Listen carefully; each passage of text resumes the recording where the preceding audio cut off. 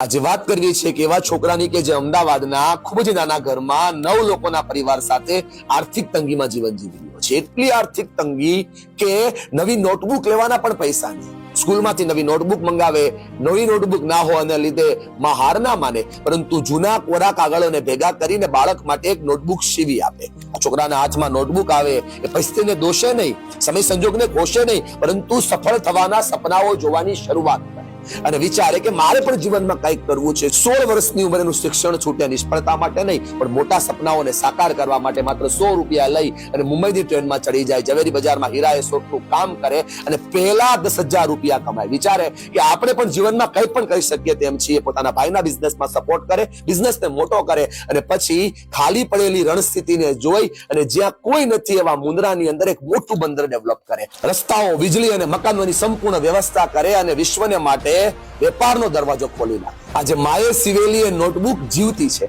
મુંદ્રાની એક એક ટ્રેનમાં, અદાણી એરપોર્ટ પરથી ઉડતા એક એક પ્લેનમાં અને ઘરે ઘરે ટમકતા એક એક મેગાવોટમાં। આજે દોસ્તો, આ છોકરો એટલે બીજું કોઈ નહીં, માનનીય શ્રી ગૌતમ અદાણીજી, જેને સપનાઓ મોટા જોયા, સંઘર્ષને સાથે રાખ્યો, નીતિ નૈતિકતા અને નિયમિતતાના જીવનનો આધાર રાખ્યો અને એટલા માટે જ પોતાના જીવનમાં ઉદ્યોગ સાહસિક તરીકે પોતાના જીવનને સાર્થક કરી શક્યો। આ વાત એટલા માટે નથી કે અદાણી સાહેબ એક ઉદ્યોગ સાહસિક વ્યક્તિ છે, આ વાત એટલા માટે છે કે જેની પાસે નોટબુક લેવાના પૈસા નહોતા ને એ આજ ભારતના ઉદ્યોગ ઇતિહાસને લખી રહ્યા છે।